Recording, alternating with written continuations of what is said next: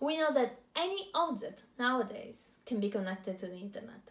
From smart speakers to cameras, even your fridge can be connected to the internet. We call these Internet of Things devices. And they're great. We can ask them to shop for us. Think about Alexa. They can help our kids with their homework without us knowing. They play music for us. Today, these systems are even more in demand due to the low touch experience of them. But why they are so cheap? And what is the real value they give back to us? This is where my research journey started. I wanted to know what we are invisible trading in exchange for these devices.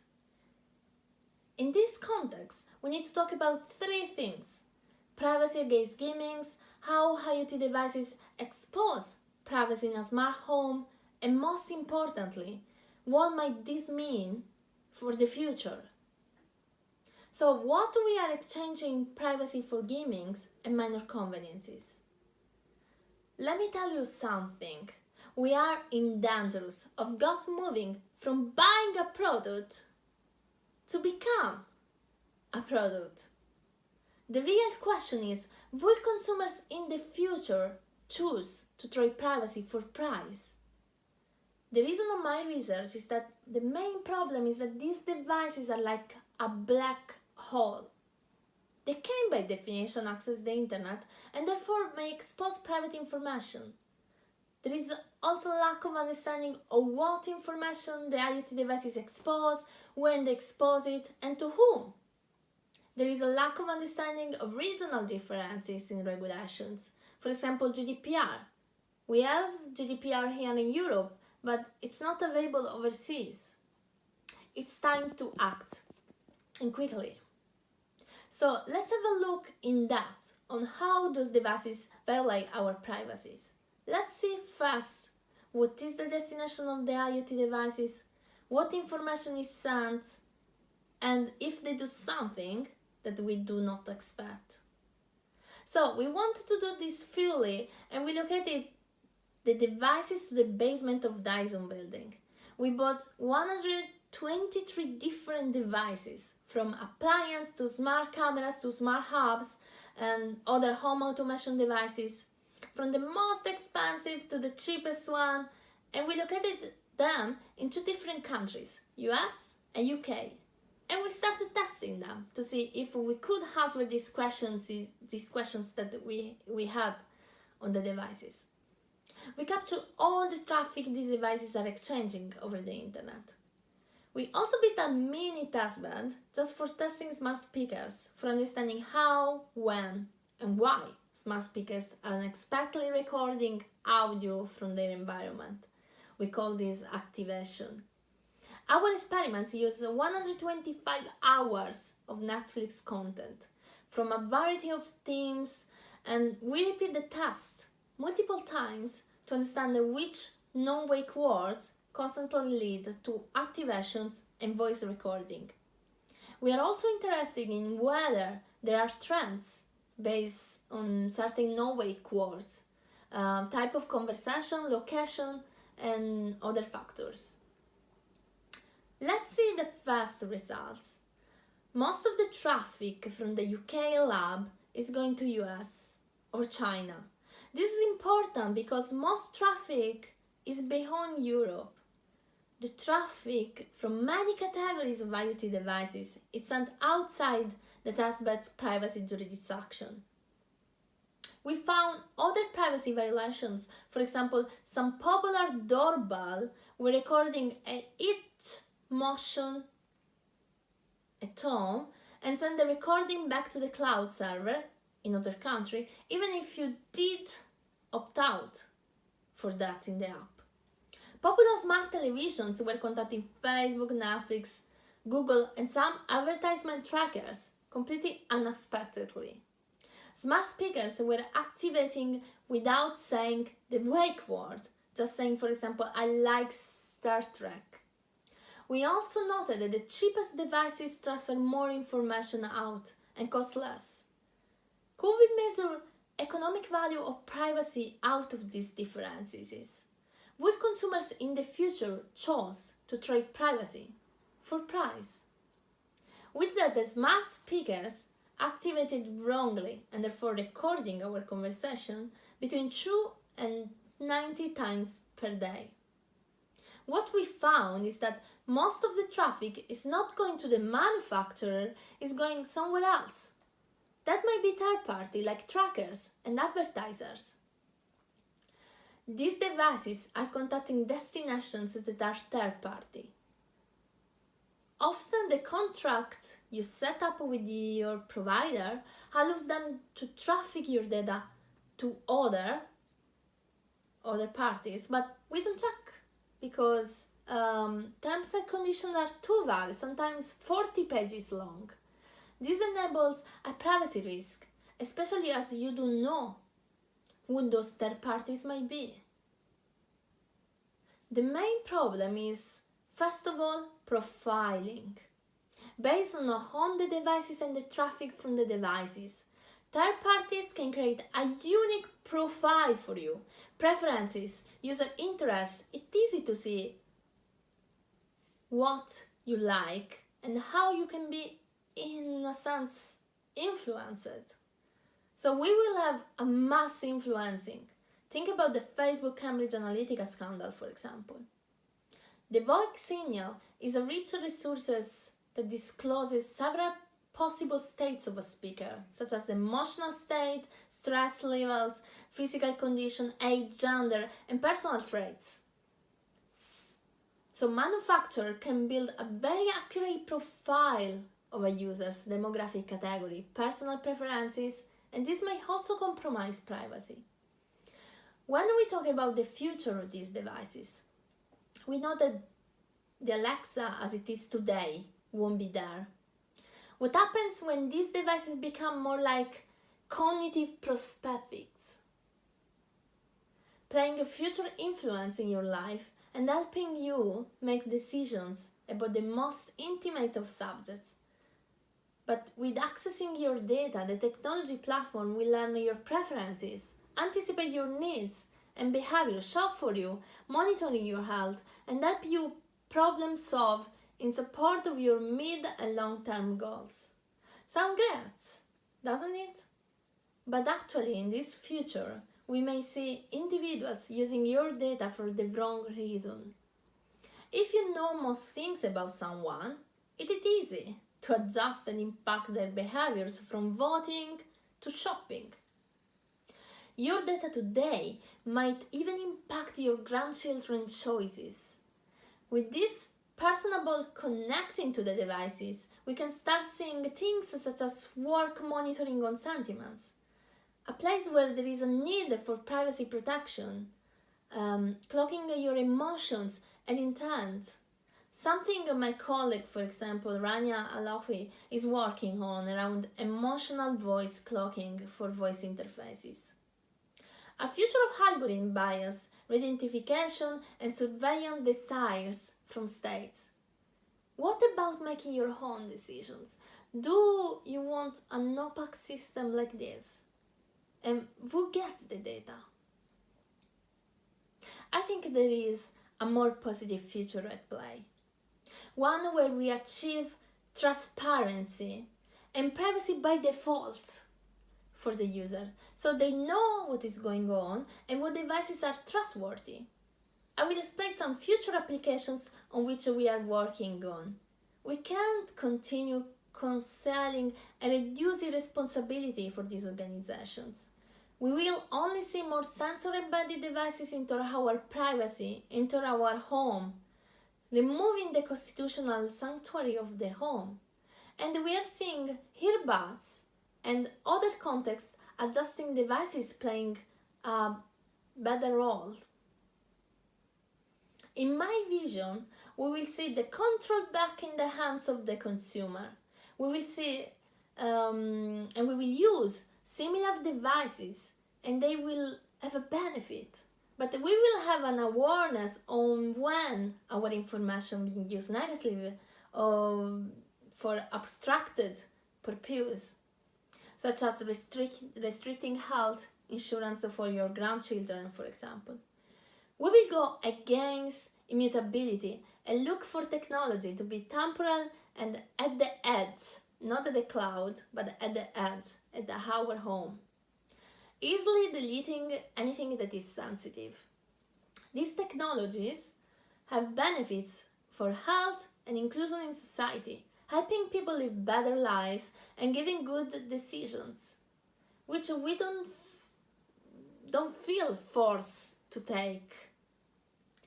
Society will change too, as we can create an improved connection, understanding between people through emotion sharing and greater empathy. In then there will be a significant shift in the diversity of humanity as consumers exercise choice over argumentation. All devices used will be certified and trustworthy, where the manufacturers will have to declare the destinations the devices are contacting and the reason why they are contacting specific destinations, particularly third parties. There is already a direction that they are called manufacturer user description, MAD profile, and it's a standard already. We will have third-party certificatory, and they will work as the certificates for the fridge works nowadays. For example, giving a mark including security, privacy, and energy consumption. One of the critical steps that will enable this is solutions at the edge, and not only at home, but also on our inter-service provider. We need an automated framework for detecting and isolating non-critical communication from IoT devices. We call this Databox. In a way, Databox works like a firewall or an ad blocker for IoT devices that can be implemented at the home gateway. We started investigating this and we were able to block already 50% of destinations contacted by a camera without breaking the main functionality of the camera that is streaming the video. Databox will have user interface where user can decide and control their privacy. Control will be back to the user finally. We will see them integrate into the routers, which means that every device that connects to them updates the terms and conditions accordingly. Block the destination. They will offer the future, understanding if they are regulation compliant, for example. So in conclusion, it is not all bad, because those devices can help us to reach a more comfortable life, or can help people affected, for example, by dementia, to live better and for longer in their homes. These devices will improve our ability to support people in their homes, and we can benefit from them. But we need regulations, and we need supporting tools for protecting our privacy. So, what's next? Here you have my links with my email and my details. I would ask you, if you're working in industry within IoT and you wanted to change this, get in touch with me. Let's start a conversation on how we can release this together. Thank you so much, Anna-Maria. I will definitely make sure to be more conscious about my own practices from smart devices in my home, especially as we don't really know where the information goes. So we had a couple of, first, welcome back to the Q&A, and we had a couple of questions coming in from the audience both beforehand, but also today. So I'll share one of the ones that came in from Slido before. So you have shared information on edge computing, data boxes, and emotional cloaking on voice. What might be other technological interventions that help us mitigate against privacy sharing IoT devices?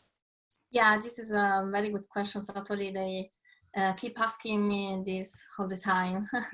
There are some mitigation strategies from both a user and a manufacturer perspective that can be adopted already. Some of them are really simple, like for example, using the mic off toggle, or use other devices that prevent smart speakers, for example, from activating at all. This includes a special bracelet that emits ultrasonic frequency audio that interferes with smart speakers, to prevent them for detecting conversations. Another approach is to use, for example, for Alexa, different wake word recognition. From the point of view of the manufacturer, the companies can improve the quality of voice recognition, reduce the occurrence of misactivations by allowing different levels of wake word sensitivity, for example, so that the users can decide the trade-off between missing real activations and misactivation. In this Would you suggest to have a bit of a stranger wake word than Alexa then? So something that's harder to pronounce or... Yeah, exactly. So there are some solutions. Alexa, for example, allows you to change wake words. You can use computer or echo. In our study, we demonstrated that use the word echo instead of Alexa or computer will help not to misunderstanding the words and records when you don't want to. But there are also some other products, like there is a startup where you can put this hardware on top on Alexa and decide your own wake words. Fantastic. So we had a question coming in from the audience asking, do you think devices can literally be components of our cognitive processes rather than merely supporting our cognitive processes? And does this make a difference to the ethics of the device? Exactly. So there is no doubt that voice assistants or IoT devices in general are changing our lives. They're offering companies and products to customers in a unique way. There are some research that are trying to better understand consumer usage and perception of voice assistants of IoT devices. And a related question is whether such stimuli can identify a documented way works or sound. The problem, I think, is that this technology is so new and came to our houses like an explosion recently, that it's not still clear how much these devices are influencing people's behavior and how much they will influence people's behavior in the future.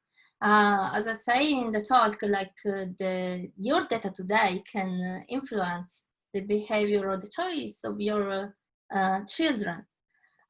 So there is an urgent need, first of all, to understand the behavior of this ecosystem and then its impact on the consumers. Fantastic. And I think something that fits very well with this is the next question that has come in from the audience that is also around trust. So Sandy asks, why does the population seem to trust Amazon more than the government? I'm thinking about security services and backdoors. And then asks, finally, do you have any thoughts on the UK government's dropping of their track and trace app? So we can start with the first one first around, do you have any idea why the population seems to trust Amazon more than the government? Yeah, this is a good question, actually. I think trustworthiness is such a difficult concept. It's a dynamic, time-varying attribute, and the value of which may or may not allow an entity to achieve a trust state at a given moment motivates us to our group of research to define three base problem classes around the trustworthiness problem. So we have a problem of trustworthiness on implementation. So this is so to answer directly the question, it's not clear why. We need to develop three concepts. The first one is trustworthiness on implementation. So we need to understand the trustworthiness of agent upon its first implementation within an operational network or environment. So we need to understand the trustworthiness between machine pairs. And then we need to understand trustworthiness through lifetime. Trustworthiness is so difficult to measure. We need the tool and metrics for understanding measurements, tracking, modeling, and predicting the trustworthy agents in operation. And we need to recognize that trustworthiness is dynamic. It can change even in different countries. So something that is trustworthy, the definition of trustworthiness in Greece cannot be the same perception of trustworthiness in the US, for example. So it's a good question, but it's not clear. What we need and what we are working on in my group is developing tool for even measure trustworthiness. Mm. And I guess it goes back to some of the conversation that Rafa had as well around culturally in different regions and markets. As you said, trustworthiness might mean something completely different. So really understanding that kind of cross-cultural change as well. There was another question that came in that asked, should every company offering products disclose detailed information on the use of consumer profiling and how the data is collected? Yeah, actually, this is a very good point, and it's already a reality. It's already there. In fact, the IATF developed the manufacturer user description standard. It's a standard already, RFC 50/80. And in my vision, so I think this question came out before I was describing Databox or third-party certified, because that as well exactly this question. So not only a manufacturer will share the MAT profile and will share data on how they are contacting parties and why, the kind of protocols they're using. But we, in my vision, in the future, we will have also third-party certificatories. So Databox and Databox will also be able to talk with other Databox and learn on a particular device. For example, we using a crowdsourcing system, just to give you an example. But yeah, this is a great question. It's already there. It's we are discussing this in the IATF. It became a standard. The problem of the internet standards is that since there are no regulations, nobody will use it. So MAD profile, that is like this manifest that devices has to advertise on the kind of destinations of things they're doing with the data.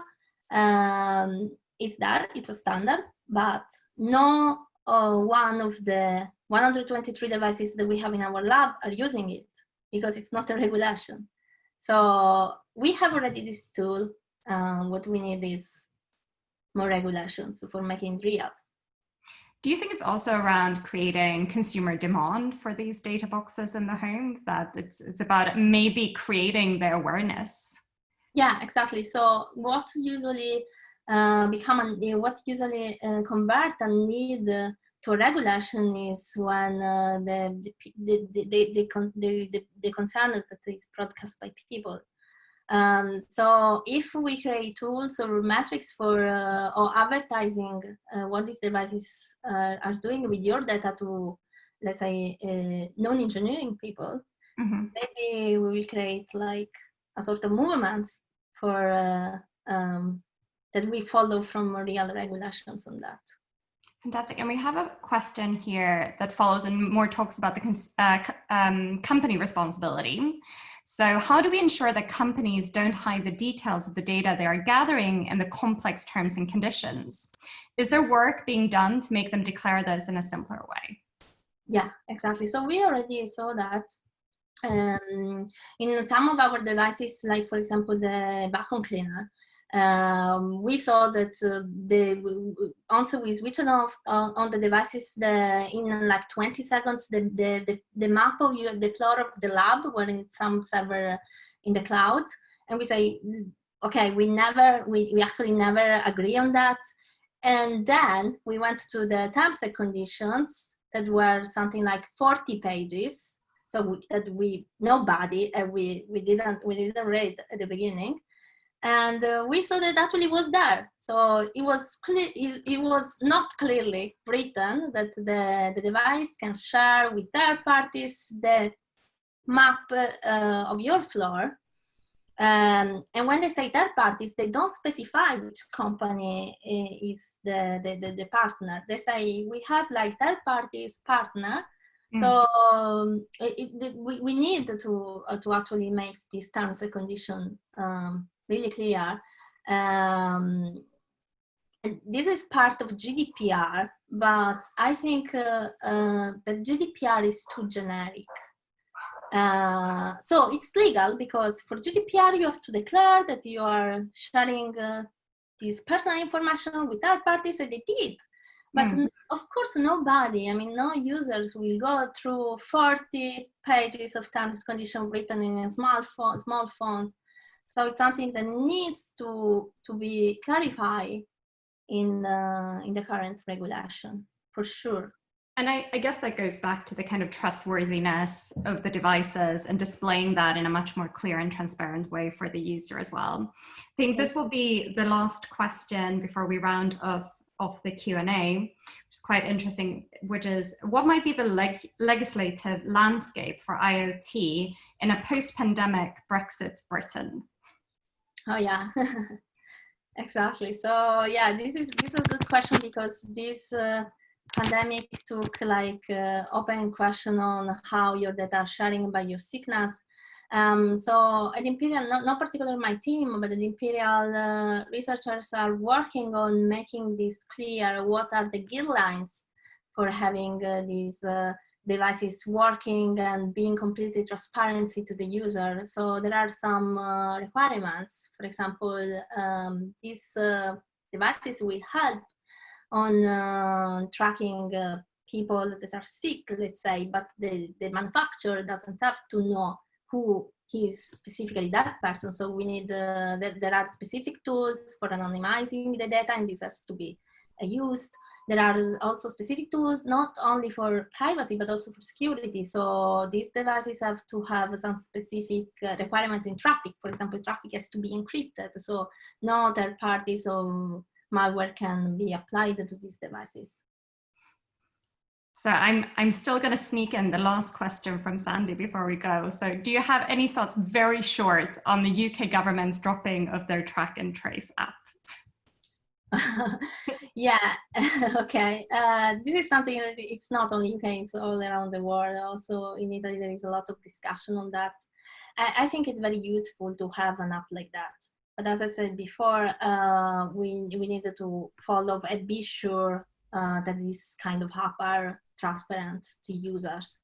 It means that, like we saw, like I say, for the IoT devices, these apps have to declare what they're sharing, when they're sharing, and each time they activate in background. The majority of problem for security and privacy of usage of the apps is that they can activate in background. So I think they have to be different, and they have to be clear and transparent to the users. It means that even when they activate in background for, let's say, state the location of the user, then they have to notify the user, something like this. Fantastic. Thank you so much.